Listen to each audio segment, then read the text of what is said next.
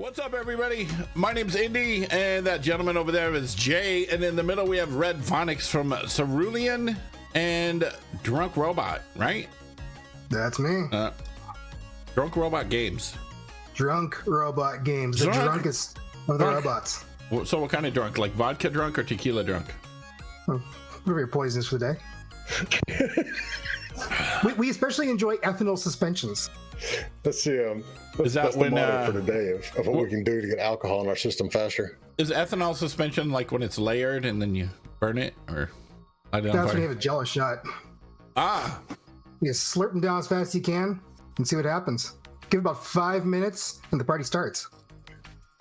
I'll give you a piece of advice on that. When you make Jello shots with Everclear, it doesn't set right, and it just sits on top of it. Don't ask how I know that. So, Indy, yes, sir. Let me tell you about my week. Okay.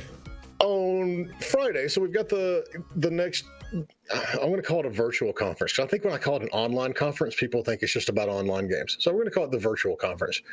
Our next event is next week. And so, we're constantly going out there and saying, hey, look, check it out.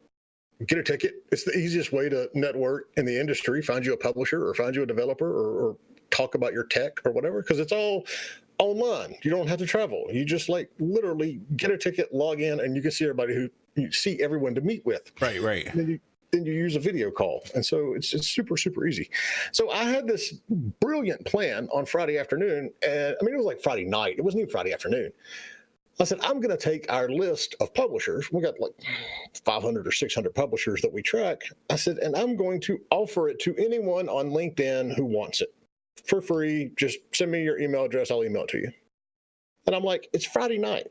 It's LinkedIn. Nobody goes to LinkedIn on the weekends. So this, hopefully this will do something.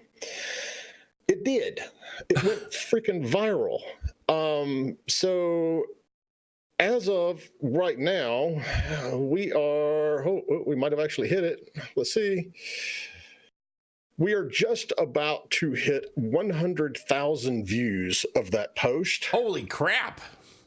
And over 9,000. Yeah. 99. Right now it is at 99,060 views.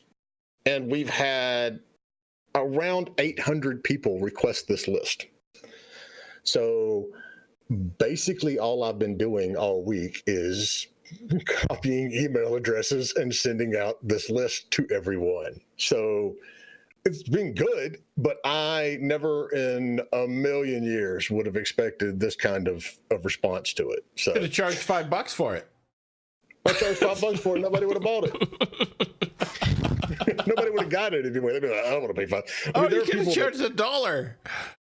Well, that's true. There are people who didn't even want to send an email address. I'm like, your email address is not worth this list. Okay, all right, that's fine, whatever.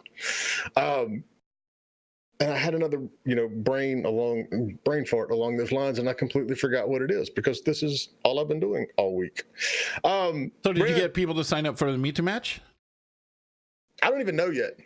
We're at allowed 50 companies. We've got a lot of developers. I want to get some more publishers in there, but I'm still in the process. I bet you I've still got 600 emails to send out to get this list to everybody. So you're supposed to automate that stuff. I'm working on it. That's I bet. It's not quite as easy as it sounds. Especially when you weren't ready for it in the first place. Yeah. But yeah. So Red actually has the list, so that's a good thing. And Red's going to be at our event next week as well. We've got a ridiculously interesting topic to go about today, and what we can learn from theme parks and apply to game design. But let's start where we always start. Red, tell us how you got into the industry, because that's always interesting. And walk us through your career up to this point, because you've been doing this a long time, like we have. I have, and I'm usually busy, which is why if you look behind me, you see the fantastic unpacked mess in my office. That's because I'm always busy, though. But it's getting there. 1 box a month or so. How did I get into games? Well, my dad actually used to make games back in the Stone Age of the 70s. He worked for a company called Microfun. He actually made the very first Jigsaw puzzle game ever, which he got into magazines and everything for that. So as I grew up, because I was born 79, so yes, I'm a 70s flower child. So whatever, pick your flower. Hey, all right, Flower Brothers. So growing up through the 80s, I was kind of there for the golden age of games and got to see the rise and fall with Atari and Nintendo and with a ColecoVision and all that. Grew up with a Commodore and an Apple and an Atari computer. So I really grew up with a history of playing games, and I wanted to actually be either an actor or a musician when I was younger. And then eventually, I just kind of got obsessed with games, put on some nice healthy gamer weight from just playing games all the time.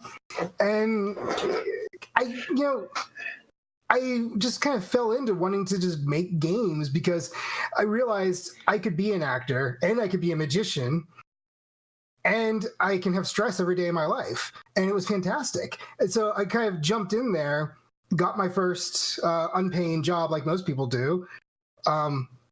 They laid people off, started my first studio, ran into the ground, started my second studio, Cerulean Games, which is still around, started my third company, Drunk Robot Games, to make my own original titles. And then you asked me to be on your show, and here we are. So here we are. So I'm going to guess at the reason that you have two companies, but I want to expand on that one a little bit to explain. I'm guessing Drunk Robot, like you said, does the original IP, and the first game, is that where you do work for hire? It's exactly. Yep. See, and that's important. I mean, because it's branding. It differentiates yourself, and you don't get a lot of confusion from publishers. Exactly. Very good.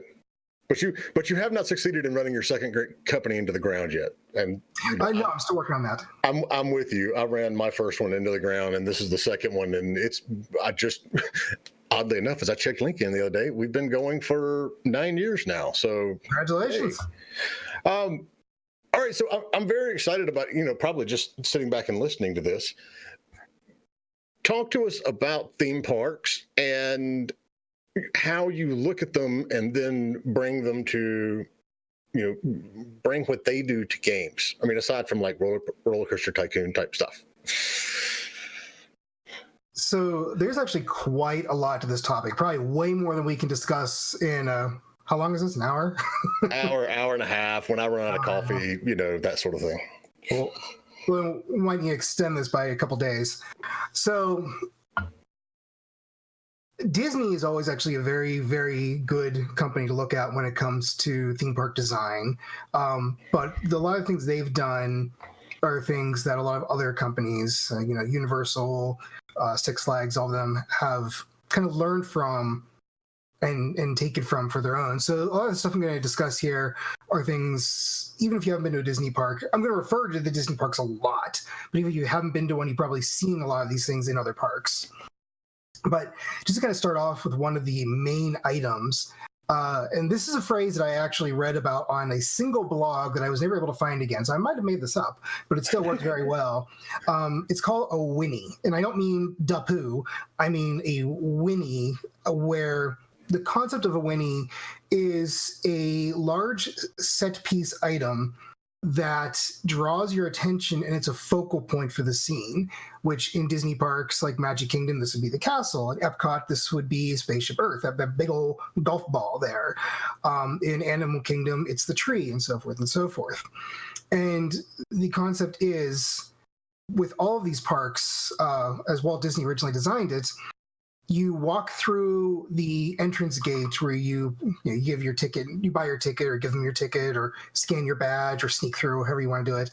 And you don't see the Winnie yet, but you pass through that and now you see it, because in the context of those parks, the gate you pass through is the equivalent of the curtains rising at the start of a show. And then the first thing you see in the show is the central set piece that you're drawn to. Now, that can be brought to games in so many ways. I mean, I played so many games where it starts and you're immediately just dropped into everything, and it always feels a little disjointed and disconnected because there's like no introduction to what's going on, to the gameplay or anything like that. So the concept of a Winnie for games can be quite a number of things. I mean, it can be quite literally a background set piece that, let's say, you're in an environment. And I seem to recall God of War, the God of War titles did this very well, where there's something in the background and that, story, thematic-wise, that is what you're being led to. You can see it, and as you travel through the environment, you're always getting closer to it back there because that's the goal. In other ways, though, you could also almost look at this in some ways like your tutorial area, because as most designers focus on these days, they don't try and make a tutorial an actual tutorial, because if you sit there and just drone on for hours with text boxes, you're gonna hit that 5-minute rule and you're gonna lose all your players, which I've actually been told in some cases it's a 30-second rule. So right, hold on, come out. This is, and so you just hit on something that is key to what we do here. Explain what that 5-minute rule and 30-minute rule. My God, if you sent me a 30-minute tutorial, I'll strangle you. I've seen them. I've seen them. I have too, but no. So, and it's one of the things that's central here is don't assume we know what you're talking about. Explain it to me like a 5-year-old. So tell us what that 5-minute, 30-second rule is. Well, when a man and a woman fall in love. That's my 30-second rule, not, Oh, God. Oh my God, it lasts for 30 seconds? Well, kind of extending from that, the main concept with the 30-second rule, 5-minute rule, whatever you want to call it, it's basically how long you have to sort of close the deal with the player. This is how long you have to really entice them, get them to keep playing. The average gamer will play your game for 5 minutes, and they'll take those 5 minutes figuring out, do they want to continue playing this, especially if it's a large-scale game. Like if you have a 30, 40-hour game, you probably have less than 5 minutes to hook that person in. During that time, if all you're doing is text boxes, you're probably going to bore them. So I guess the main thing here you need to keep in mind with that rule is, how do you get the player to want to keep playing past 30 seconds / 5 minutes? Because if they don't, they're going to turn it off, probably not play the game again, and there's a high chance they will remember that the next time your company or your brand releases another title. So you basically have 30 seconds to 5 minutes to not lose a player forever. And since negative feedback sells way more than positive, that they're the ones who are going to be talking about. Excellent. All right. So now carry on from where I completely derailed you. Okay. Where was I? On the 5-minute rule. All right. So we're talking about the Winnies, and of course, you have the physical set pieces that you're being led to, but in a lot of ways, also, you could say that it's also the gameplay itself is also and should also be a Winnie in many ways. You're leading up to a gameplay element through other pieces. Like I'll take an example right from a game that I'm working on, a Potato Tail, where we start you off, with your initial set of abilities. And as we kind of get through the beginning here of the game, we're slowly teaching them to you and sort of leading up to the climax where you have to use a lot of them together to defeat a large boss. And that's sort of our introduction. And because of the way we built it, we have very, very few people actually away from it, because we continue to climb this interest ramp and get through that 5-minute rule. And our introduction to our game is about 15 minutes. Because of story and introduction and all of that, and we get most players staying through the whole 15 minutes and then asking if they can pre-order the game. So we've definitely done something right there. And so really, that's just an example of the Winnie, that it's a thing you're heading towards, but it's also a gameplay element. And I think when it comes to games, it's good to combine both of those, since in the real world, see the Winnie, but then you're also headed towards it.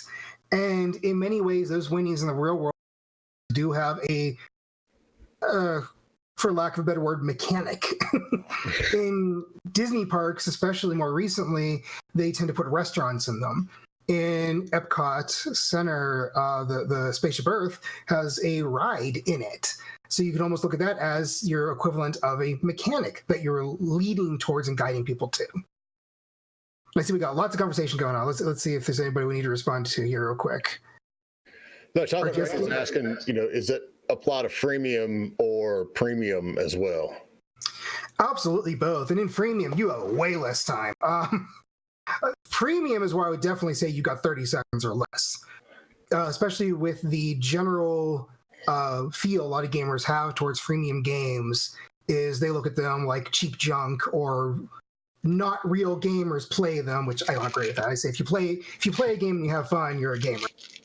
There's really no. And there are more mobile gamers than there are any other type of gamer in the world. I was at an event a while ago. This had been like 2006. And they were talking about some metrics. I believe it was PopCap, actually. And they were talking about how they kept hearing, what was it? They were talking about how they were being told, mothers aren't gamers. Mothers just playing our PopCap games aren't gamers. Thing is, when they actually went and did the metrics, the very individuals that were being discussed were actually playing games 3 times as much as the real gamers on their consoles. So take what you will from that. Everybody's a gamer who just plays games is really what it comes down to. And when it comes to those freemium games, because they need to hook you and they need to hook you fast as their I can't remember the word. You're all staring at me. You're scaring me. Their profits, there's the word. Their profits are all based on actions performed within the game rather than purchasing the game. So they need to also hook you and get you interested in continuing to play, but get you interested to continue to play in a way that you're going to want to spend money to expand what you do in it. So that is an extremely long-winded way of saying, yeah, both. So the follow-up question is, would the data size of the game, 5 to 50 gigabyte, increase or decrease the 30-second/5-minute rule due to time spent downloading and installing? I personally would say that's inconsequential, the download size. I think a lot of people do look at the download size and say that the size of the download also should affect the size of the gameplay, but I don't personally have numbers on that, but I would personally have to say probably not, because I believe a lot of people are going to just start their download, walk away, come back when it's done. If it took a while, they might be like, oh, it took so long. Why it take so long, Daddy? But then they'll start playing and forget about the download time. So then you go right back to 30-second, 5-minute. I would agree. I mean, that's the way I am with all this stuff. The only thing that irritates me is when I go buy a physical copy of a game and get it home and drop it in the PlayStation or the Xbox, and then it's like, okay, it's going to take 6 hours to download and install, and I'm like, what the? I'll just play Plants vs. Zombies then. Yeah, exactly. But at that point, they've already got your $60. So do you really want to drive back to GameStop and drop it off? So that's why there's 0-day patch is the entire game. Yeah, exactly. All right. So aside from the Winnies, what else should we be looking for in these theme parks? I mean, there's so many different things that these parks do, and they're all, and it's an interesting analogy because you look at user acquisition, it's pretty much the same. They have to convince you to go to the theme park the same way that we have to convince you to download or buy a game. And then retention, because the longer they can keep you in that park, the more stuff that you're going to buy. And the same holds true. So what else have you noticed that we should look at, that we should take away from some of these theme parks? Just to rattle through a few topics, and we can come back to any of these and go into some more detail. I mean, one of them is definitely mechanics. And in theme parks, you can look at stuff you can do as the equivalent of mechanics. Sort of like I mentioned about Epcot, Spaceship Earth having the ride inside of it. That was a mechanic to go towards. The more things your game has to do that are unique gives the player more reason to stay within it, or if it's a premium title, to want to spend money to have more accessibility within those mechanics, things like that. Another one is definitely environmental storytelling, which in theme parks, especially Disney, they do a fantastic job of, through a combination of just plain old visuals. Oh, sorry, I just got a message just now that our musician for Potato, Brentofloss Black, just sent me a new song. So thanks, Brent. I'm going to listen to that after this. Now I'm all excited. But actually, leading just from there, talking about environmental storytelling is kind of a perfect timing, because the environmental storytelling they do in parks is in many ways multi-tiered, because you of course have the visuals that you can see and experience. There's a lot of times things you can touch. There's at least in Disney parks, there's things you can smell. They have these devices called Smell-It-Sers. Literally, that's what they're called, Smell-It-Sers. And if you look for a little metal grate about yay big, kind of hidden around place in the park, and you get up close and get a good whiff, you're going to get a strong smell of whatever it is they're sending into that part of the park. So they're hitting that sense as well. And of course, sound and music will all be things that they're doing there. And now pretty much all of this, minus smells, we can bring into games. Now, they actually did try and bring smells into games for the longest time, but the devices... They did. I remember that. And I was like, this is the worst idea ever. Oh, that was the best idea. What?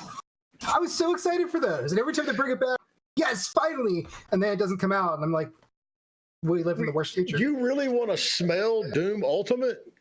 I want to smell the rip and tear. I want to rip and tear and smell it. There might be some puking, but I want... You can have that one, Red. That was one technology that I was kind of glad never caught on. The It may be beneficial for smellinator. the hentai games, especially. Oh my god. So, I mean, I know my brother worked at Disney World when we were in college. And so I do know that he told me that they have those little grates, like when you're walking down Main Street and you smell the bakery, you're not smelling the bakery, you're smelling, what they're piping out right there to get you to come in. I mean, and those are, I don't know if you want to call them lures. I'm not sure exactly what the, gameplay equivalent would be, but it's a tool or a mechanic that gets you to try something new. It's immersion. And a good game immerses you and brings you into it.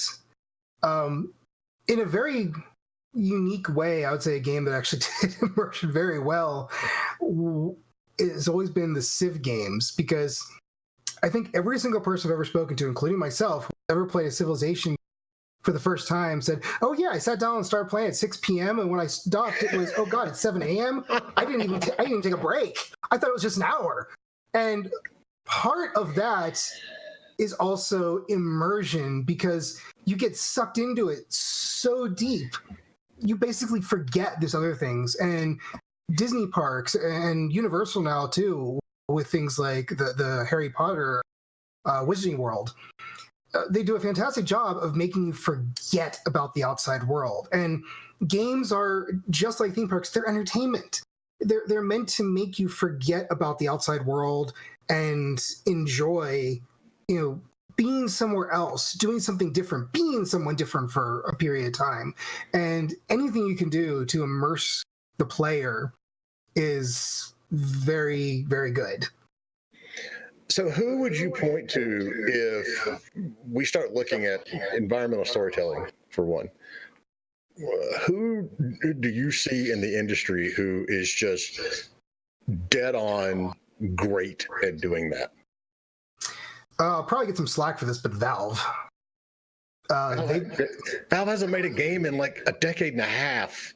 And they're still one of the best from the ones they did back in the day. The Left 4 Dead games, and both Portal 1 and Portal 2, I still think to this day have some of the best environmental storytelling. I mean, Left 4 Dead never once gives you a single piece of story-related dialogue. The dialogue is all "kill that, oh god, I'm dying," but all of the actual story is within the environment, within the sounds, within what you're experiencing. So, and all of that is exactly what theme parks do. So And I'd just like to see more games kind of take that idea. I always look to Bethesda, especially like the Fallout 4 and even 76, where you're right. You're not sitting there reading, a tome of knowledge, but if you want to get engaged with it and you go and you check out all of the computer terminals and you start reading that stuff, that's very engaging. Or you look and you see, two skeletons in a certain position or in the middle of something, or, you can look at that and immediately say, oh, okay, this is what was going on here. That type of stuff. And They did a great job for sure. It's an art in and of its, self. And so I agree with you.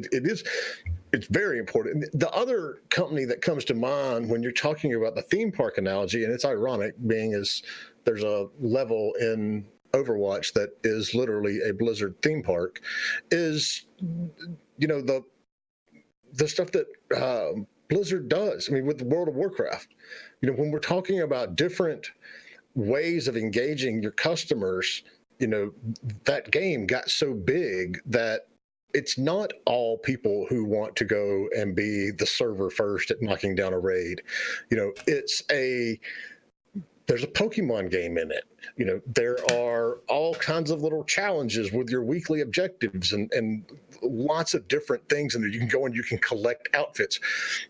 They did a great job of putting a lot of breadcrumbs out there for a lot of different types of player, to go and enjoy themselves. And so that's another one in my mind that, has that mentality of, we're going to put you in this world and you're not going to want to come out because there's always something to do. With those, I would almost personally call those less environmental storytelling and more to the previous item I had mentioned, where it was the mechanics to keep you in there, like in theme parks. It's the things to do. But yeah, definitely still. That's what I was going for. I just forgot to link it back to the last comment. But all right, so let's talk about some of the games that you've done and how you implement this sort of stuff, specifically. And you talked a little bit about the Winnies, but for indie developers who have limited resources and limited people, time and everything else, how can they implement some of this stuff effectively, but also economically?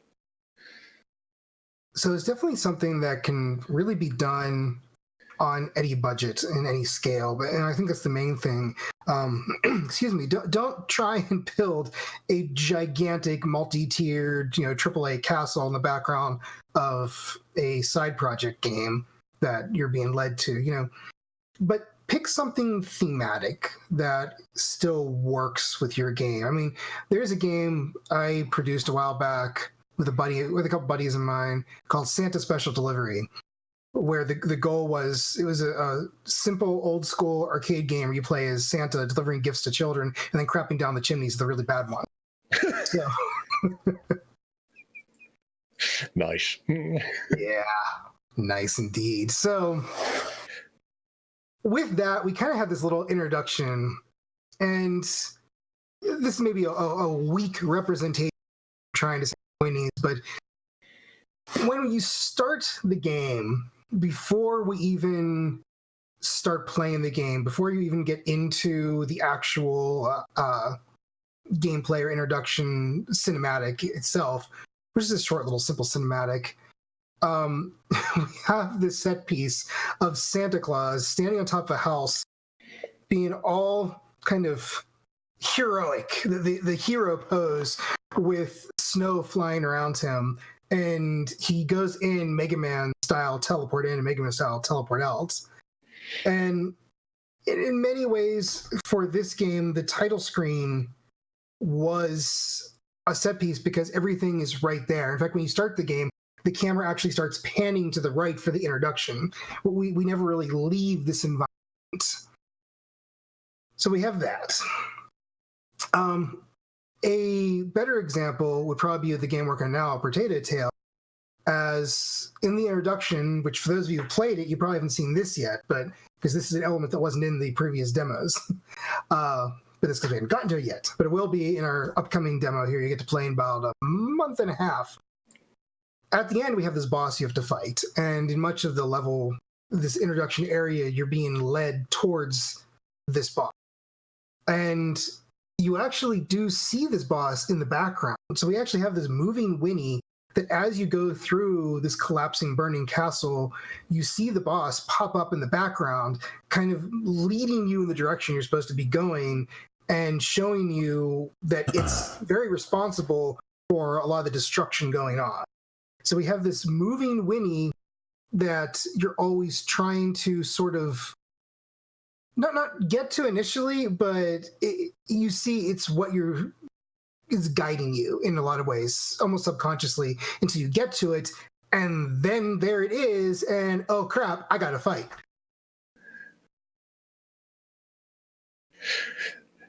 So how much of this should you give away, like you said, like on the title screen, and how much of it should you wait for the player to discover? Because I mean, personally, I always I want to see what I'm going to build towards. So, I like those games that like completely put me in control, and you get to see all the abilities and all the powers, and then they basically find some way to take it away or flashback or whatever. And so you know what you're in for. And it's a dynamic that gets really dicey when we're talking about that 5 minute, 30 second rule. How much do you give them up front, and how do you effectively show them, this is how badass you're going to be in the end? Well, on that title screen, and again, this is going to depend on the scale of your game. If you look at something like Kingdom Hearts, their title screens I felt were always fantastic because they give you an initial flavor of how the game is going to feel. And a lot of times they do these sketches and concept art items and things like that. But then when you get into the game, they kind of give you this initial introduction that makes you want to keep going because each piece of it introduces something that's going to happen next. And then each piece of that introduces something that's going to happen next. So it's this wonderful way of kind of hooking you forward and constantly hooking you and dragging you forward like that. In much smaller games, on the other hand, you have much less time to hook the player. So you can't really just grab on with one hook while you're pulling them with another, preparing the next while you're pulling them with the previous. And when I say hooks, this could be story-based, this could be mechanics. Preferably it's a bit of both if you're designing a solid game. But for a short game, it helps a little more to maybe show more on the title screen and within your flavor. Like if you're developing let's just say like a match 3, might not hurt to show something related to that in your title screen. And I'm not saying just play a video of pieces matching and stuff on your title screen, but if you can somehow mix visuals of that in with what's going on, and then even with your loading screens and such, you're kind of giving the player a taste of what they're going to be getting into, which gives them a good indicator of, do I want to keep playing this or not? And preferably, so they do want to keep playing. That's the secret. You want them to keep playing. Funny. The big secret of all game development, you want to keep them playing. But I mean, and it's why we've seen, obviously on the free-to-play side, it's very important to keep them playing and keep them, retain those players. But it's also, very important now on the premium game side, just why we've seen such a rise in post-launch content and live ops and all of these things that we see today. You can't just I'm going to make a game, and you put it out and you stick it on the store, and then you move on to the next game. If you don't have a plan for supporting any type of game you're creating post-launch, you're putting yourself way behind the eight ball on that one. Absolutely, and that's something that I think that any developer can do of any scale, because I mean, you've built your game, you know how to build it, you know how to continue building it, and if you've done what you should be doing and constructed a solid set of tools, there's no reason you couldn't continue to build on it. And of course, don't make sure you're not suffering sequelitis or anything, but build hooks into your product. I mean, again, I'm going to talk Potato Tail just because that's my big focus right now with my company. Talk all you want about your game. That's part of the reason we're here. Oh, good. I can then. So in a Potato Tail, we're not assuming there's going to be a sequel or a series or anything. I mean, yeah, the thing is built to be a IP with a long life of different products. So to be prepared for that, we have a bullet point item list for the story of the sequel game, and we have hooks. Or I shouldn't say hooks, we have rings in the game that if a sequel ever occurs, those bullet points hook into those hooks to allow it to exist. But on top of that, we do also have, I believe it's 3 DLC items that we're going to release that expand the game. 2 of them take place during the game that happen anytime within the timeline of the single game. The third one would be something that would be released between the first and sequel, if we get to a sequel, to sort of bridge the gap and lead things forward. And the planning of those took very little time. We're talking an hour here. Will we ever make them? Depends the sales and the actual public reaction to the title. But the point is, we're ready. We know what we're going to build, and there's literally no reason somebody can't. And I know a lot of developers out there right now going, this guy doesn't know what he's talking about. You got to focus on your main game right now. You can't. Well, you know what? Go fuck yourself. Because the truth is, it doesn't take long to just be prepared. Again, an hour here, an hour there. You're sitting on the toilet, you're drinking a coffee or something at your local, Bucks, whatever. Just brainstorm, take down a few notes, and then if your game does well and you're like, oh crap, I gotta release a DLC, what are we doing? I'm ready. And you've already prepared for it within your title. Either mechanics are going to expand, story you're going to expand, something. And if you look at the Disney parks and other parks, they do the same thing in various different ways. I mean, Disney World, 100 bajillion miles of, so they can pretty much build for the next 12 decades new theme parks and everything within that space. I mean, they've got their DLC long since prepared. So they've mastered live ops. That's my 2 cents of angering other game developers. But I don't know I can't ever remember a developer talking to me about their game when they didn't have far too many ideas to actually put in a single game. I mean, you're fortunate. I've had so many people tell me, never put any time into a sequel because your game's probably going to. I'm like, well, yeah, most games do fail, but what if it doesn't? Well, I mean, that was true 15 years ago. I mean, there was a very real reason for that to hold water. You can't, by the time you shipped your Gold Master and you sent it to the publisher to be, duplicated and put in boxes and all that sort of stuff, you kind of had to have a little idea what you wanted to do for, God, what were those called? Not sequels. And they weren't called DLC. I completely blanked. Expansion packs. Expansion packs. That's it. Yes. You had to have a little idea of what you wanted to do, but you couldn't necessarily go ahead and start putting resources on it because you didn't know how well the original game was going to sell. And we knew for a fact expansions generally sold a third of the number of the original game. And so you kind of had to walk a very fine line there, and do I start putting resources into the expansion pack or the sequel, or do I start on something new because this is going to fail? That's not the case anymore, though.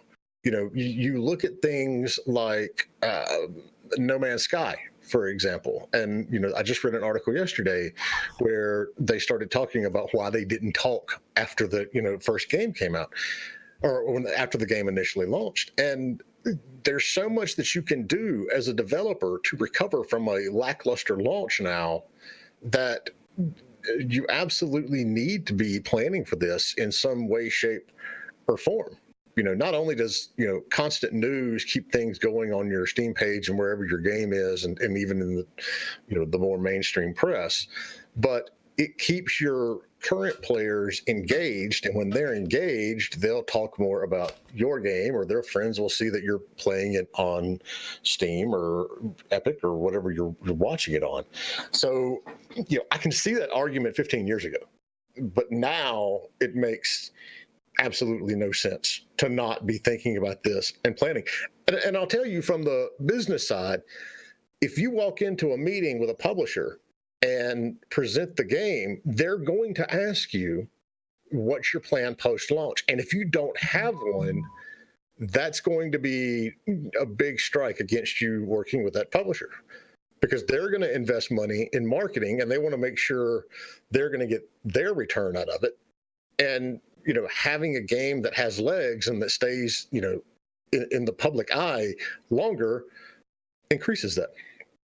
Exactly. And I can definitely say, for the pitches we've done for our design document, everything for Potato, whenever we sent it to publishers or anything, or interested parties, marketing partners, et cetera, there is an outline of the DLC there.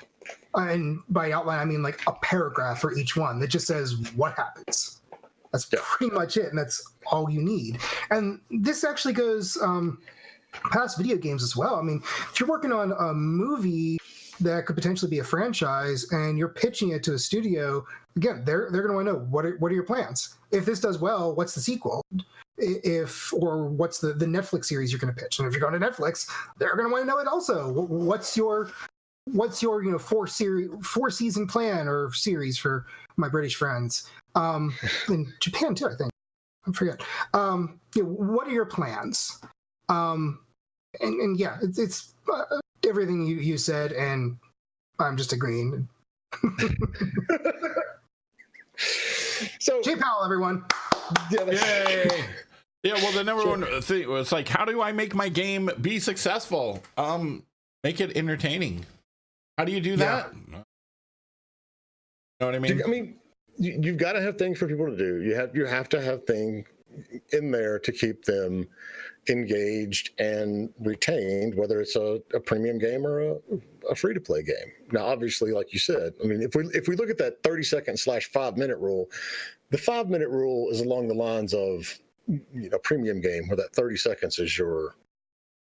Yeah, if somebody is not entertained within that period of time, no matter how good it looks or however many mechanics or whatever, they're just not going to play it if they're not entertained. It's like with streaming. People say, well, how do you be a successful streamer? Well, you got to be entertaining. Well, how do you do that? I don't fucking know. You know what I mean? you entertain people. I don't know. There's not really an answer. There is an answer, but it's not like some magical thing that you can explain. You know what I mean? Yeah, exactly. No two games can do it the same. I mean, every game is different. You can't just copy what this game over here did into yours, because most likely it's not going to work. You need to know what makes your title engaging and engrossing, and how you're keeping people in your game, not their game. Right. And so all of this actually brings up another point that I hadn't thought about until like literally 30 seconds ago. You're not going to have a good idea of what is engaging and what's drawing these players to the Winnies. I mean, so unless you test it. And yeah, it goes back to any developer, no matter what size, needs to be playtesting their game early on. And that does not mean friends and family. Your friends and family will lie to you. Your mom says you're a great singer. It doesn't mean you are, but, things like early access let you do that. They had in the patch notes for Fallout 76 that came out earlier this week, they talk about things that they're going to do in the next patch that are going to ease new players into the game and make it, less daunting when they first come in. And quite frankly, that's something that could have been figured out if Bethesda had done an actual honest to God beta run of the game versus their 2-week, the server's sometimes up, attempt at a beta, run. But you're not going to guess, or, even with all the planning in the world, you're not going to figure out that this is exactly how it needs to go. You have to, beta test these things and get it out there in the market, or, go to a company that focuses on, building focus groups and building beta test lists and that sort of stuff to make sure that all of this is going to mesh. And I mean, early access is perfect for this. And quite frankly, streaming, Twitch and YouTube and Mixer are great for this too. We used to spend a ton of money focus testing games where we would have a player playing the game and a camera in their face watching them so we could see where they were, having issues, or, what they liked and what they didn't like. And now we get that for free with streamers. So, getting the game out there and finding these little points of, frustration, or, what cookie crumb trail is working and what isn't, is something that you have to test. You just simply can't plan for it. Absolutely. And just another item to that, something I've always found to be very useful. And first off, for anybody new watching, stayed in my office, I'm still moving in a little bit out of here. I want to know what the fishbowl full of owls behind you is. Oh yeah, I was curious about that. Those are kittens. It is a bouquet of kittens. Okay. From thinkgeek.com. No, actually not a thing anymore, I don't think. But no, they had to close that site because the only people that were going to GameStop anymore are the ones to buy ThinkGeek stuff, and then they stopped going there and they started ordering from the website. So GameStop said, "Aha, we'll fix you. Now you have to go to a GameStop." Busted. Come get our used titles. So, one of the things I've always found that's helped me a lot in this exact topic, and I don't mean ThinkGeek and GameStop, I mean game feedback, are events. And I don't mean the events you submit your game and then pray and pray and they reject it. I would actually talk against those in a lot of ways, but that's a whole other very controversial topic we'll get to another time. I mean, like your local Comic-Con. For example, we showed Potato Tail once at Denver Comic-Con. We had probably 100, 200 people play it. And what I would do is I just kind of stand back, good 10 feet, and just observe. And by doing this, well, I should say do that, and then afterwards, a lot of times they'd come and talk to me about the game, what they liked, what they didn't like. And that combination of things gave me a lot of information about the title. In fact, one of the things, a really good example of how this actually worked very well for us, is we had a bug that would only pop up at events. And it happened at 3 different events over the course of a year, and we could never figure it out. And it was rare. It maybe happened to like 15% of the players, because, in a Potato Tail, you get your characters, and you connect them to form bridges and ramps and things like that. So we'd find that people would go to place a character, and it would immediately pop, which is what happens when you return a character. But for everybody else, they'd go to place, and it would place just fine. We're like, the hell? And I'm trying to reproduce this. I'm getting other people trying. Nobody can reproduce it. It wasn't until about 7 months later when I am at an event, actually at Denver Comic-Con, and I'm watching somebody play, because I'm chatting with them also. So while I'm chatting with them, this happens. I'm like, do that again. And I watch them, but I watch their hands in the controller, and I realize they're holding the button down instead of tapping it. The code that I wrote presumed you're going to tap it once to select it, then tap it again to place it. And I think about it, I go, that makes a lot of sense. So from that experience, when I went back to my office after the event, I built in the support. So now you can hold the button or tap it. The game tells you to, what doesn't tell you, it just says press A, because we're not going to bore you with tons of text. But by having that experience and being able to see the people actually playing the game, chat with them, and watch their hands in the controller, I was able to see what was going on, and I built, I wouldn't call it a hidden mechanic, but an alternate way of doing the same thing to support that extra set of players. And as a result, nobody has had that happen since then. So, and that's one area where I see developers kind of shoot themselves in the foot when they're at any kind of conference and they're showing it off. You get excited about it and you want to show the player how to play it so they get engaged quicker. You're step the fuck away, man. A disservice there. You need to let the player figure it out and watch how they figure it out, because if they can't figure it out, there's your problem. Exactly. And if they're not figuring it out, which so with Potato, actually the very first time we showed the game, because we thought we built a game that was very easy to understand, and we first showed it off very, very long in somewhere, I forget where. Literally nobody could figure the game out. But by watching them, I could see where they were getting stuck, and that was our first indication this is our first indication that, one, this game is actually way more complex to teach than we thought it was, and two, these are the things we need to have a good way of teaching the player. And now, from seeing all that, we've been able to make a demo that pretty much everybody can get through with us just standing back and drinking a beer, which is how it should be. But yeah, as Jay said, you're watching somebody play your game, don't talk to them, don't do anything, pretend you're not there, or pretend you're there, but you're voyeurizing. You got your binoculars on and you're watching going, oh shit, they're stuck there. Okay. Oh, that's what they're stuck on. How are they going to figure it out? Oh, they walked away. Oh, that's a really tough part then. We got to fix that. But what you're going to get from that also is you're not testing that part of the game, because chances are you have some focus demo or game introduction or something, but you're learning about a mechanic that you got to teach better or tweak or something. Sorry, I was just posting a link to your game so people can actually see what you're looking at. It's at drunkrobotgames.com. Yeah, and also potatotail.com. They'll both take you to the same. All right, so let's go back to what you said you don't recommend people doing. Oh, the indie events? Yeah, why not? I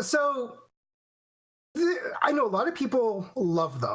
And usually they're the ones who got accepted and got a lot of connections from them. And, I've had my stuff accepted to some and rejected by the majority of them, but that's kind of the story for most people. But from being on three sides of it, actually, because I volunteer at the event, so I've helped, I wouldn't say to run them, but I've helped to set them up and tear them down. I've had my games at these events, and I've been rejected by numerous events. And from having all three perspectives, the thing I've seen with them is if you get accepted, sure, you're going to get a lot of people looking at it, but it's noisy, first off. It's really noisy. You have you and about 50 other games all competing for the audio space. So you definitely need a pair of headphones. But even with those headphones, you have people walking around that's playing your game and 40 to 50 others. How are you going to make the difference? And the fact is, with that event, you're not. What you might get out of it is meeting people and be like, hey, why don't we go get dinner and talk about it? But those kind of connections you can also do without the event, because to even get into these events in the first place, you have to do the submission. And that submission can take a tremendous amount of time for an almost guaranteed rejection, because they get so many rejections. In fact, they get so many submissions. In fact, they get so many submissions, most of these events don't even have the time to review them all, so they have to rely on screenshots and videos because they just don't have the time or manpower to do it. So, I don't want to just sit here and shit on these events, because I got friends who run them, and they do a fantastic job. The people get into them, do have a great time. But if you have limited time, a limited budget, if you do get in, you do still have to pay your way to get there and get a hotel room and all the costs. I usually tell people, if you get into something, assume at least $2,000 to $10,000 of additional costs. At least, depending on the scale of the event. In many ways, again, this is depending on the size of your team, your capabilities, your budgets. I would almost suggest purchase booth space somewhere instead, Again, that's very much depending on your budget, because that. But just talk to people. Oh my God. Just message people. Like, you're going to GDC or Tokyo Game Show. In fact, I'll be at TGS if anybody can be there. Come on and say hi. Just don't smack me in the face, or I'll smack back. But, contact people in advance. There's a company you want to talk to. They're probably on LinkedIn, or they got a guy on Twitter, or they got a person, a human being, or a cat on Twitter. You just reach out to people and talk to them. Set up meetings. People love to talk at these events. That's why they go to them. I mean, don't just go and sell yourself. Don't just be like, I have this fantastic game. You should come play it because you and your readers and your audience are. No, just set up meetings and talk to people, and you're going to get so much out of that drunken, racious night. Racist word? I'm using it. Drunken, racist night than you probably will at some very difficult to navigate awarded event. I didn't have an end to that statement.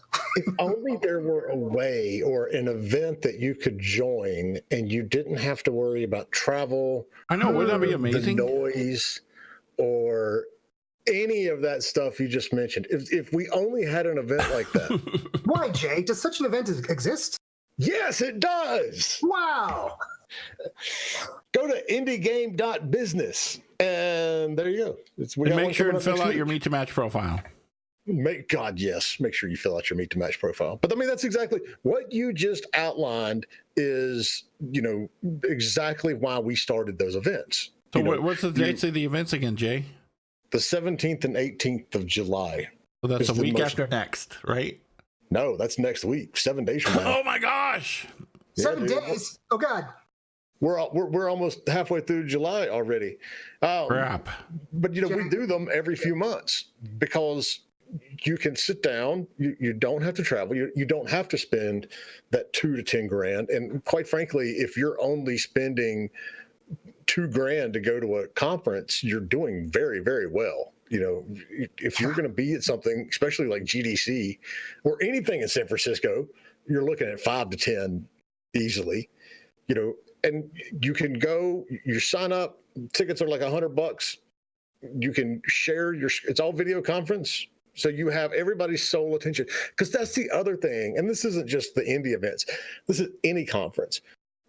There's always so much stuff going on around you that it's a challenge to keep that person focused on your game, even when they're standing there, because they're looking to see what's at the next booth, or they're talking to somebody who just walked by.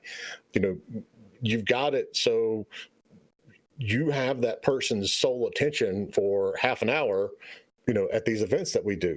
And if you want to show your game, it's all video screen. It's all video calls. So you just share your screen and you can play the game and talk about it at the same time. So yeah, that's exactly why we do these things. We have a question.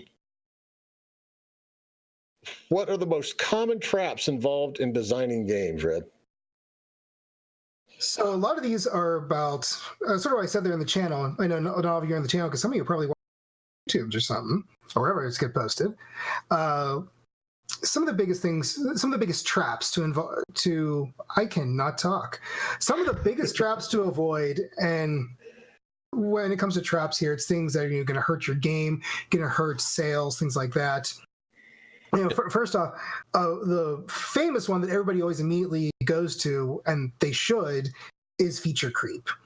And the concept of feature creep is you design a platformer, and then you go, actually, no, let me say this differently. You design a 3D game, maybe a sequel to an existing franchise about some nuclear guy, and you want to add in this cool feature because somebody else did it, and you add it in, but it extends your development cycle by about 6 months. And you're doing good with production, and oh my God, this game brought out this other really great feature. We should add this as well. And you just add another 4 months into your cycle, and you keep doing this until the company goes under and somebody else has to buy you up. And about 12 years later, you release Duke Nukem 3D. So the trick is you really want to avoid a lot of feature creep. And I know I just shot on Duke Nukem, but honestly, I really enjoy. I'm at Duke Nukem Forever, and I really enjoy Duke Nukem Forever. I'm probably like one of the 5 people that actually did. But that game was famous for having feature creep problems. and this is definitely the big thing to avoid, because when it comes to games, this is business. You eventually do need to release a title and make a profit on it. And no, not everybody does that. A lot of people kind of do this for fun. And that's cool. But for the rest of us, this is business. You have deadlines for a reason.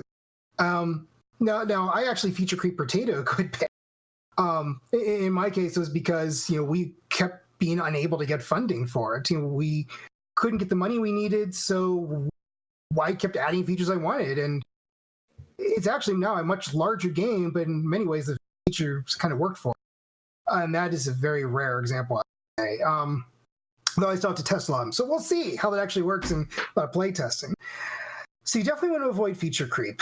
Another one is disconnected features, and this would be like where you have gameplay element A and gameplay element B, and they have so little to do with each other, they actually end up breaking the feel of your game entirely.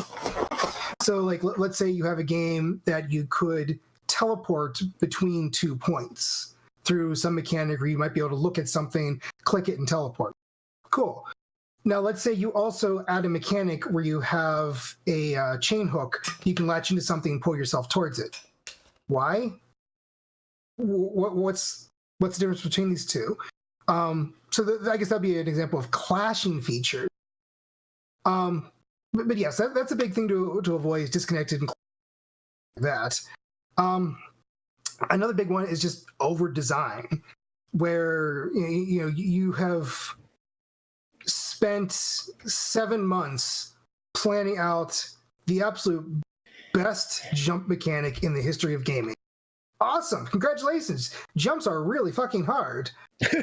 But isn't that like at least 6.5 months you could have been spending designing and tweaking the rest of your game? Just saying. Look, we got a bunch of questions up here. For sure. Well, slap money. All right, the next one is, have you thought about demoing games in VR? Oh, that's a tough one, a big one. I mean, yes, you should always demo games in VR. VR is tough, though, because on a consumer standpoint, virtual reality is still, and this is rapidly changing, but in many ways, virtual reality is still, it has a high entry cost for consumers. Mm-hmm. And not all consumers want to buy some high-powered PC plus high-powered virtual reality equipment. Now, things like the Oculus Go, I think, are changing that with it all built in with like a $300 price tag. And things like that are actually making it much more demoable, because now you don't necessarily need to bring this massive mainframe computer that can run your VR in production title to an event or to somewhere you can get people to test it. You can just bring an Oculus Go, sit down, at your local coffee shop, and people are like, "Oh my God, you have a VR headset? Can I try it?" And stuff like that. Now, the tricky thing, of course, is you can't hover, 10 feet away, hover and watch them play. In this case, you need to be recording what is happening through an in-game recording system, basically. You need to video capture the games. You can come back to it and watch that later. But you kind of need to video capture and film them and be able to sync those timestamps if you want to get a real good sense of everything that's going on. So it's a much harder thing to demo and to do, not QA, but just consumer testing on in general. But yes, absolutely still do it. Yeah, when the day comes, I'm sure when you can just take your VR headset and just put it on and go. Like setting up an Oculus is a pain in the ass. That's like you want to move it to another room. You're like, but even though it only takes 10 minutes, but it's like, you got to set it all up again. Yeah, the Spillmaker. Isn't there an extra amount of work that goes into, if you're not creating a VR game, how much extra work is it to prepare your game to be played on VR, versus the way, you intended on playing it? So not a VR game, but you're trying to a VR game? Well, yeah. That's what I took away from the question. He had a little edit to his question. Demoing games that aren't VR games, but demoing them in a VR headset where you basically you can keep that user's attention because they basically have That's not on. what he meant. He says social VR apps like Big Screen VR allow you to stream your game on your desktop so that you can share the same virtual room with them as they play. Yeah. See, that's what I was talking about. Haha. But I mean, how much extra work is that to get things going on something like Big Screen VR? I personally have not done a lot of work with that one myself, but from what I've seen of it, I can't really speak to the work involved, but to the demoing, it definitely makes your demo more multi-interactive in a lot of ways. So, you could have people in queue to play your game, and you have one or two people already in your game with this big screen going on. You could have the people in line already interacting with your title. In just some fashion. So there's definitely a lot of potential to that. Again, I haven't worked too much with that specifically myself, so I can't too much to it, but I would have to say, from what I know of it, use it. Definitely find ways to use it to entertain people in line playing it, and even people passing by if you're at a public place or a public demo of some kind. Yeah, exactly. Like our friend in the chat said, the busy conference issues. Yeah, you can use this to draw more people in. Any new hook, but like they point out, you're not going to be able to get that same level of feedback in terms of seeing exactly where they are in the game and exactly what they're pressing, or what their frustration is. And then also, like at the conference, there's a lot of people that won't do it because they just think it's gross to put on a VR headset after 1,000 strangers. What could possibly go wrong? It's like I found it very interesting when I was at a Tokyo Game last year, and I had some friends running a VR, and I passed by a bunch of other VR booths as well, and I noticed all of them, my friends, everybody else, they had these little covers that they would actually put onto the headset, and it's actually the cover that then touches your face. And they would dispose those. So it's a disposable VR headset ring, basically. Like, those ones you have on the toilet when you go to a public restroom. So it's basically a butt gasket, but for your face. It's a VR condom. Exactly. And since everything is so super clean in Japan, if you haven't been, I've never been. It's fantastic. Never been. Oh, dude, we got a chat then. You should come visit us at Tokyo Game Show this year. So yeah, that's a long way from where I am. I'm in Colorado. So anyway, it can get super disgusting, but make sure if you are showing something off, you do what you can to make it less disgusting. Sorry, I got distracted, because I'm me. I said Japan. I mean, that happens. All right. So we got time for one more, and then I have to get back to emailing this publisher list to all of LinkedIn, apparently. Spillmaker wants to know, should more small and medium indie devs think about business intelligence? To which I say, wholeheartedly yes. But what do you think, Red? If you're not thinking about it, you're not doing business. Well, that's true. So how do you think about it?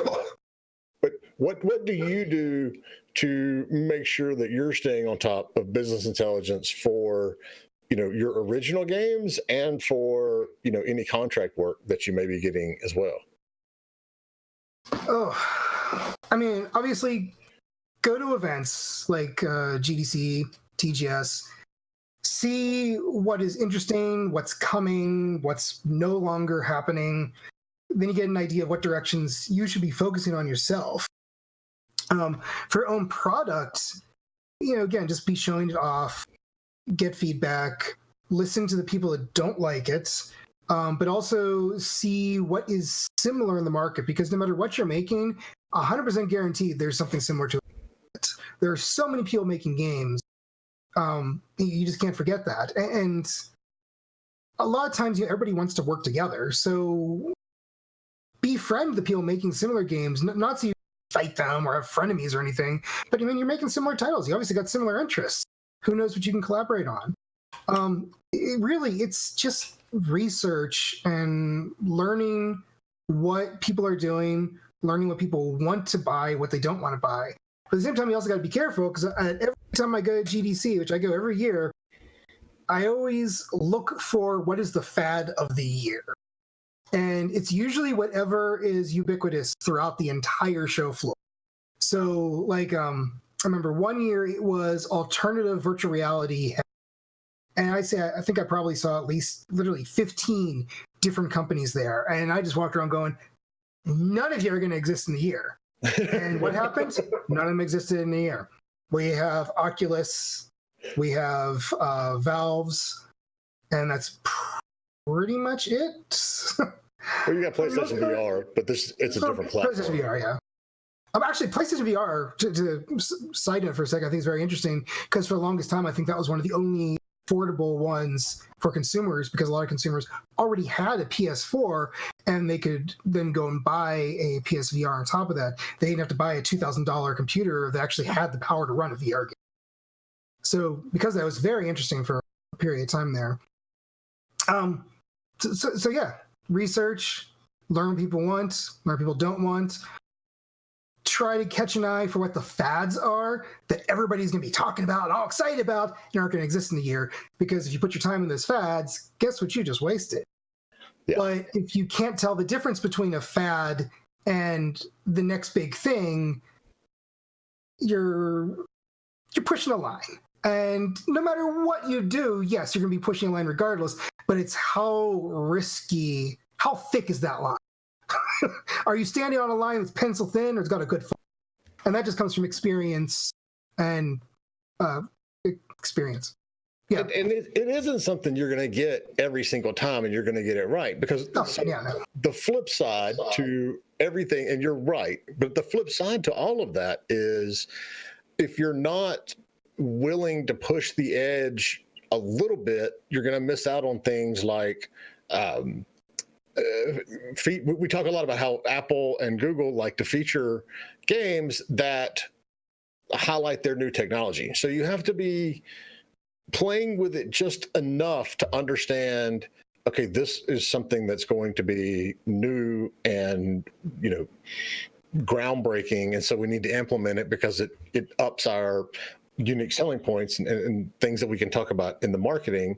But like you said, it's one of those things that you have to be doing this long enough to realize, okay, this is not going to take off. I mean, the example in my mind that I always go back to is, I don't know, when did Amazon come out with their phone that lasted about a year?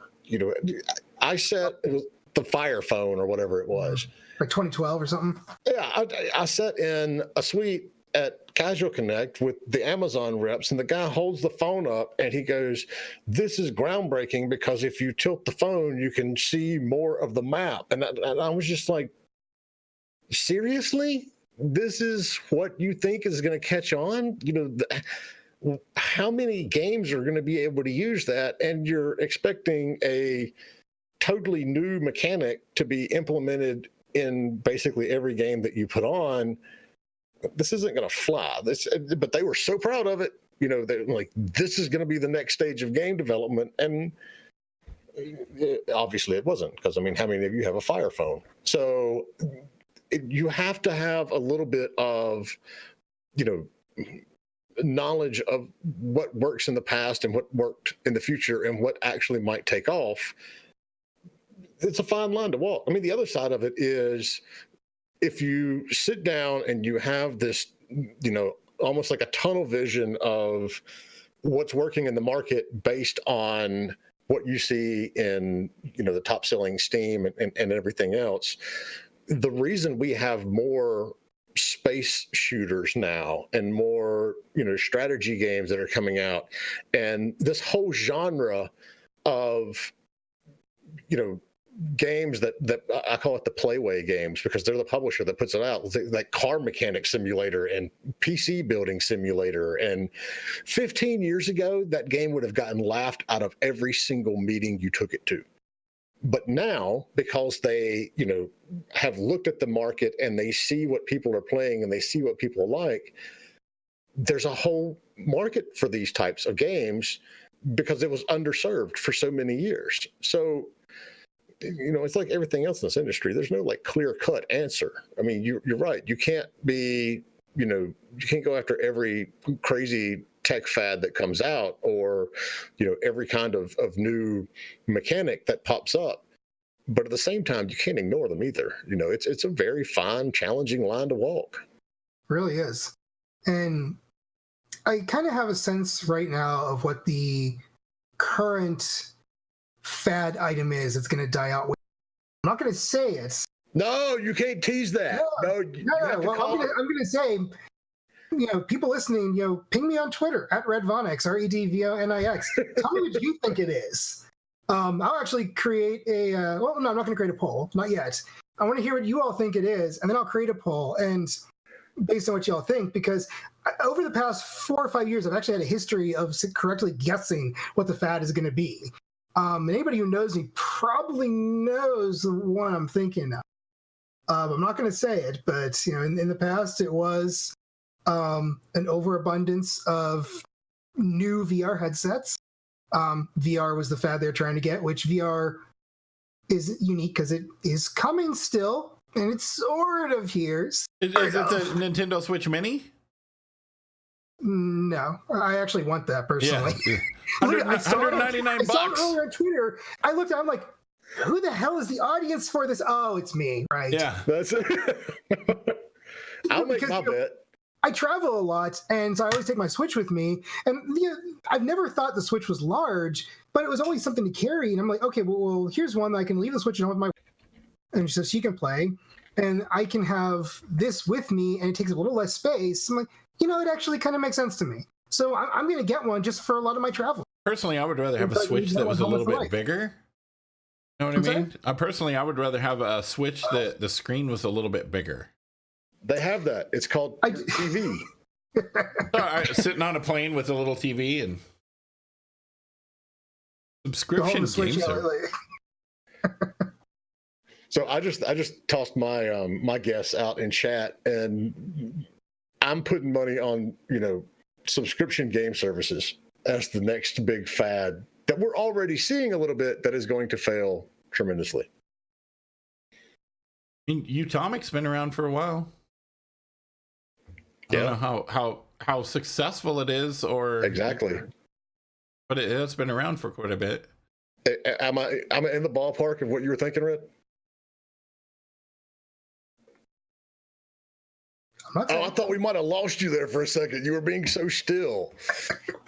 No, that's my poker face. Aha. Ha ha ha ha. That's what you were thinking. You were too quiet about it. But yeah, y'all, if you've heard me on this rant before, you already know the answer to this. But unless you have compelling original titles and content for your subscription service, you're barking up the wrong tree. That's the problem with Utomic. And they like to say, there's the subscription services, and then there's like the streaming services. To me, they're all one big batch. You're paying a monthly fee and you're getting access to a whole lot of different content. But Utomic has no original content. Well, the thing that they have that is different is they have proprietary software where you're downloading a game, but after like 30 seconds of it downloading, you can start playing it. That proprietary software has been around for at least 5 years.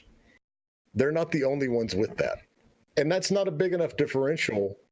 Right. Well, you're right. It isn't, because that would be awesome if Steam had that kind of software. But Steam has a different model. They're not, they want you to purchase. They're the retail store of the world. There's all these companies out there, and, I talk to a lot of them. I get contacted by a lot of them. So, if you can sit down with a piece of paper right now and write down 12 of them that you may know, I can guarantee you there's another 12, if not 24, that are, in some kind of, formulative stage. But if you're going out there and just saying, pay a fee and you get access to all these games, unless you've got something that you have that absolutely no one else has, in terms of a game, not in terms of, your game where you can play it 30 seconds sooner, you're not going to get traction. And, and that's the way Xbox, has it with their stuff. Pay a fee to get access to buy these games. Well, I mean, like the Microsoft Game Pass, whatever, you pay $9 and you get access to even their day one launches. I pay for EA like $6 or whatever because I get access to a whole bunch of games that I wouldn't normally buy. Right. But I can't get them anywhere else either. So, that's what we're going to see, kind of filter out a lot of these services, is if you don't have that original content that puts you different from everybody else, you're not going to make it. I don't think Google Stadia is going to make it. Personally, the one I always liked was Humble Bundle Monthly, because a lot of the games that were a little bit older, but since I'm usually so busy, I don't get a chance to really like stay up on the games. So what I liked about that is I got a lot of like a good mix of the unknown titles mixed with the AAA titles and everything in between for like $12 a month. And it was just a really good selection. And yeah, I got a lot of games I didn't want, so I actually would gift them to people on my Discord. I put down Potato Trivia in the Potato Discord thing, and people got it right, got a free game key for something I just had no interest in playing. But yeah, that was always personally the one I always liked, and I still like to have a subscription to. And see, I'm the same way. I haven't subscribed to Humble Bundle simply because I don't have enough time to play all the games that come out. And by the time I do get around to playing something, it's usually offered up for free on something else that I'm already a member of. If the greater internet wants my request for the great new technology, give me some sort of launcher. I don't care if it's Discord, Steam, Epic, something new that lets me search all the stores, all the streaming sites to find a game. Like if you have a Roku for your TV, it does that. I can go and type Turbo Play. That's new. Whatever Humble. Yeah, Turbo Play is actually show it is pretty different and cool. And they'll tell me if it's available for free on a subscription service. Yeah, somebody mentioned Turbo Play there. They're actually Turbo Play's in the chat. What's up? Hey, Turbo Play, welcome to the party. All right, so we're over, but whatever. Let's go. Let's see what Turbo Play is. I'm not familiar with Turbo Play, so I'm going to check it out. Me either. So let's have a look at it. Redefining video game distribution. Now I'm curious, what is different? Peer-to-peer video game marketplace. So is it like Steam sharing, or like I have a game and I sell it to somebody? The way I understand it is you go in there and you play games and you like sort of earn tokens, and the tokens turn into money that developers can get. So you can buy other games and stuff with the tokens, and like you can sort of greenlight with tokens and stuff, but it turns into real money for developers, something like that. I've been actually pretty interested in them. I'm following them for a while here. So I definitely would say that's not one of the failing ones I mentioned. The one Turbo token is one. Well, don't just kiss up to him because he's here. All right, so Turbo Play, what original content do you have that's going to make me play your service versus somebody else's that has the same games? And now we all watch the chat. Yeah. Now we all pay attention. Calling them out.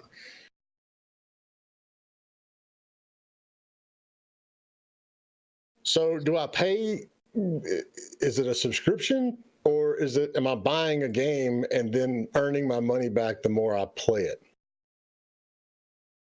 You earn money by playing games. Okay, but how do I get access? Is the service free, or do I subscribe? How do I get access to the games to play them? I guess we should read this for the people that are in. Yeah. He says you can cash out or put towards games you want to buy. One turbo is worth $1. It's free. You buy the games like on Steam. There's no subscription. Okay, so I pay for the game outright. I own it, but then I actually earn money back based on how long I play the game. That's new. I haven't seen that before. So, Turbo Play, on your website at the bottom, there's like your Twitter link. That link doesn't work, FYI. And neither does your Facebook. Oops. Does the LinkedIn work? The LinkedIn works.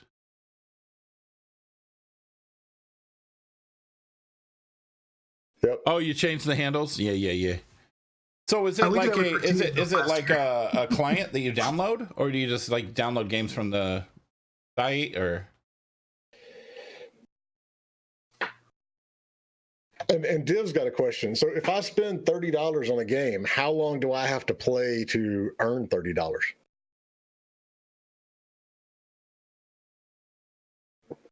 Here we are asking all the hard questions. Yeah. You know, in the live chat. When you show up to our show, you know, be expected to get grilled if you're new. Well, it's sort of like if it's maybe- live, you got somebody in the audience. Yeah. Maybe what you can do is you can come on the show. Talk Yeah, about it. have your biz dev person reach out. Yeah, we will grill the hell out of you. And we can, you know, put their feet to the fire on the show, because that is, you know, I like this. That's new. You know, that's something no one else has done.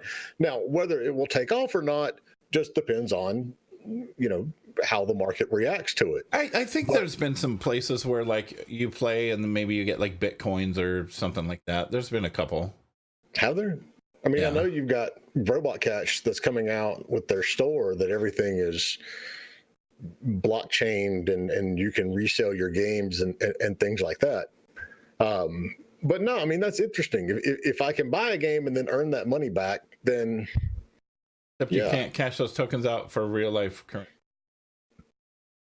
well, I mean, and my concern is that it would be one of those that you pay $30 for it, but you got to put 300 or 400 hours into it to earn $1. Yeah, exactly. But I mean, hey, we don't know yet. Chances are they may not know yet, because that's one of the things that has to be play tested. You know, do people get fed up, or is it a good grind, or how does it work? But yeah.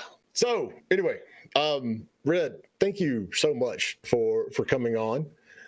You can find us on our Discord. If you go to discord.gg/indiegamebusiness, check out indiegame.business if you'd like to find out more about the show, you know, where to get the podcast, the YouTube links to all these archives, and about our event, the next one of which is coming up next week, where, you know, you spend like a little bit of money, $100, and you can pitch your game to all kinds of publishers. And if you can't spend $100 on it, send me a message. I may have a discount code for you. Do we have is it meet !meet to match?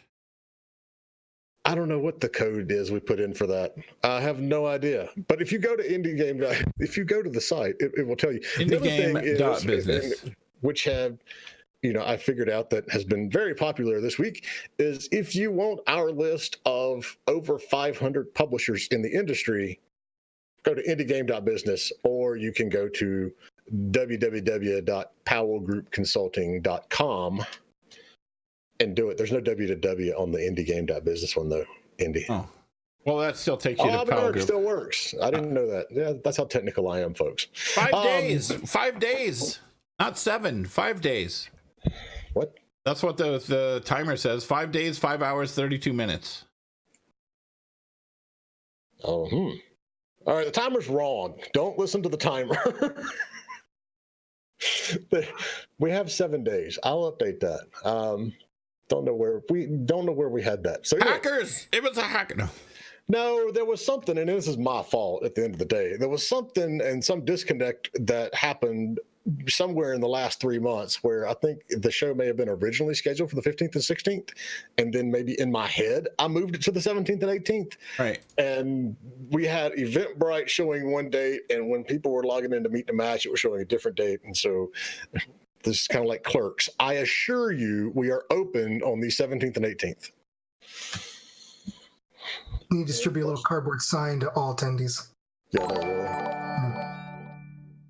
All right. With that, Thank you for the thanks follow. for the follow, Turbo Play. Yeah. And yeah, that's it. All right. Thank you guys so much. You guys seem wicked rad. Oh, you're from Boston. Ah, that's wicked rad. All right. Thank you guys. Thanks for the follow, Red. Yeah, thanks. Oh, thank you. I mean, or you're welcome. Oh, Or- from Canada. one of those. All right, let's play some music. Get out of here. Thank you guys for We'll hanging see out. y'all Click the Friday. follow button if you haven't. Arigato gozaimashita, mina. Do you want to talk about where these are posted here, the podcast, Jay, before we get out of here? Go to anchor.fm/indie game business. Yeah. Anchor.fm/indie game business. Peace out, everybody.